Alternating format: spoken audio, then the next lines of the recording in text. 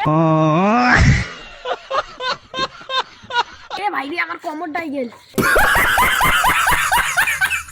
এ ভাই কি হইছে তাড়াতাড়ি আসি কো।